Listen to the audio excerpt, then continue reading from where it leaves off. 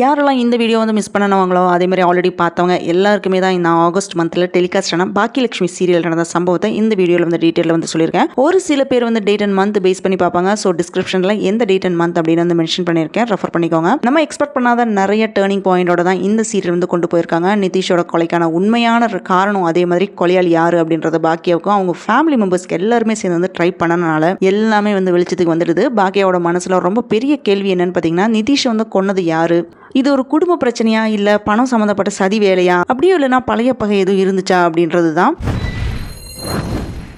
Episode ஸ்டார்டிங்கில் பார்த்தீங்கன்னா ஆகாஷ் என்ன சொல்கிறான்னா, கண்டிப்பாக இனியா வந்து தள்ளி விட்டு நிதிஷ் வந்து செத்துருக்க மாட்டான் அப்படின்னு வந்து சொல்கிறான்.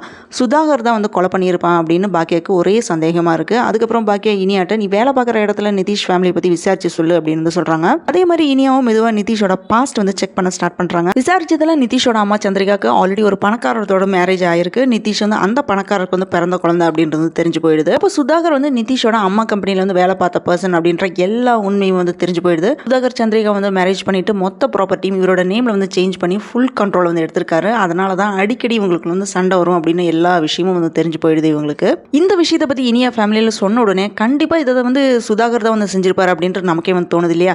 அதே மாதிரி செலியன், எழில், ஆகாஷ் இந்த 3 பேருமே ஒரே வார்த்தையை தான் வந்து சொல்கிறாங்க. என்னன்னு பார்த்தீங்கன்னா, இதில் சுதாகர் தான் மெயின் சஸ்பெக்ட் அப்படின்ற ஒரு அளவுக்கு வந்து முடிவெடுத்துட்டு சரி நம்ம போலீஸ் ஸ்டேஷனில் வந்து கம்ப்ளைண்ட் கொடுக்கலாம் அப்படின்னு வந்து சொல்கிறாங்க. ஆனால் பாக்கி என்ன சொல்கிறாங்கன்னா, அது வேணாம், நம்ம நிதிஷோட அம்மா கிட்ட வந்து பேசினா இதுக்கான உண்மை தெரியும் அப்படின்னு வந்து எனக்கு தோணுது அப்படின்னு வந்து பாக்கியா சொல்கிறாங்க. அதுக்கு எழில் என்ன சொல்கிறாங்கன்னா, அங்கே எதுக்கு அன்னெசரியா போகணும், நம்ம கிட்ட தான் தேவையான ஆதாரம் இருக்கே அப்படின்னு ஆர்கியூ பண்றான். ஆனா பாக்கி என்ன சொல்றாங்கன்னா, அங்க போறது நல்லதுன்னு தோணுது அப்படின்னு வந்து சொல்றாங்க. அதுக்கப்புறம் 4 பேருமே சுதாகர் வீட்டுக்கு வந்து முன்னாடி வந்து நிக்கிறாங்க. சுதாகர் வீட்டில் இருக்கிறனால அவர் வந்து எப்படியாவது வெளியே அனுப்புறதுக்கு வந்து யோசிச்சுட்டு வெளியில வந்து நிக்கிறாங்க. அப்போ ஆகாஷ் திடீர்னு ஒரு ஐடியா ஒன்று கொடுக்குறான்.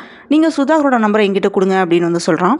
அந்த நம்பரை வாங்கிட்டு சுதாகருக்கு கால் பண்ணி ஆகாஷ் டீப் வாய்ஸ்ல நீ நிதிஷை கொலை பண்ண விஷயம் வந்து எனக்கு தெரியும், ஆதாரம் என்கிட்ட தான் இருக்கு அப்படின்னு வந்து சொல்றான். அதை கேட்ட உடனே சுதாகர் வந்து ஷாக் ஆகுறாரு. என்ன சொல்ற, யாரு நீ அப்படின்னு வந்து கேட்கறாரு. அதெல்லாம் உனக்கு தேவையில்லை, நான் சொல்ற இடத்துக்கு வந்தா அந்த ஆதாரத்தை வந்து காட்டுறேன் அப்படின்னு வந்து சொல்றான். அப்போ சுதாகர் வந்து பதறி அடிச்சு கார்ல வந்து கிளம்பி போயிடுறாரு. சுதாகர் போன உடனே எழில் என்ன சொல்றான்னா, எனக்கு ஒரு வேலை இருக்குமா அப்படின்னு சொல்லிட்டு அவனு வந்து கிளம்பி போயிடுறான். நீங்க போய் உள்ள பேசுங்க அப்படின்னு வந்து சொல்றான். செலியனும் பாக்கியாவும் இந்த 2 பேர் தான் இப்போ சந்திரிகா வந்து மீட் பண்ணி பேச போறாங்க.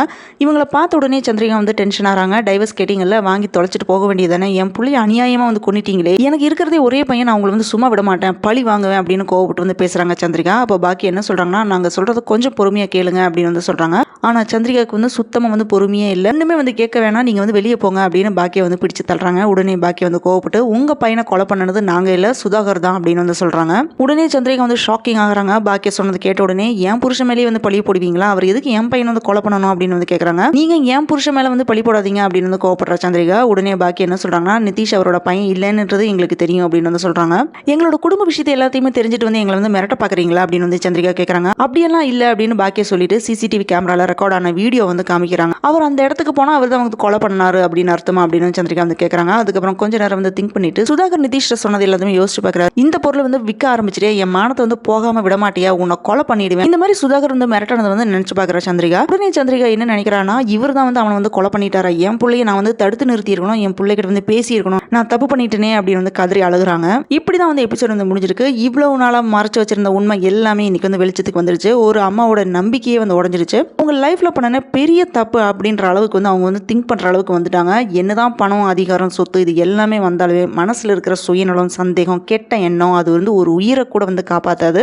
பாக்கியாக என்னதான் வந்து உண்மை தெரிஞ்சாலுமே அதை சொல்றதுக்காக கரெக்டான டைமுக்காக வந்து வெயிட் பண்ணிட்டு இருக்காங்க. சந்திரிகா அவர் ஹஸ்பண்ட் மேல வச்ச நம்பிக்கையில வந்து இடி விழுந்த மாதிரி வந்து இருந்துச்சு. அந்த நொடியில பாத்தீங்கன்னா அவங்களுக்கு வந்து கிடைச்சது வந்து வெறும் கண்ணீர் மட்டும்தான். ஆனா அந்த கண்ணீருக்கு காரணமான இருக்கிற வந்து சுதாகர் இன்னும் வந்து சுதந்திரமா வந்து வெளியில வந்து சுத்திட்டு தான் இருக்கான். இப்போ கேள்வி என்னன்னு பாத்தீங்கன்னா, அடுத்த படியா வந்து பாக்கியா வந்து என்ன பண்ண போறாங்க, சுதாகருக்கு வந்து நீதி கிடைக்குமா, இல்ல இன்னொரு திருப்பம் ஏதாவது வருமா அப்படின்றத நம்ம பார்க்க போறோம். Thanks for joining with me. இந்த வீடியோ உங்களுக்கு பிடிச்சிருக்கும் நம்புறேன். இந்த வீடியோக்கு லைக் பண்ணுங்க, ஷேர் பண்ணுங்க, சப்ஸ்கிரைப் பண்ணுங்க. Have a great day.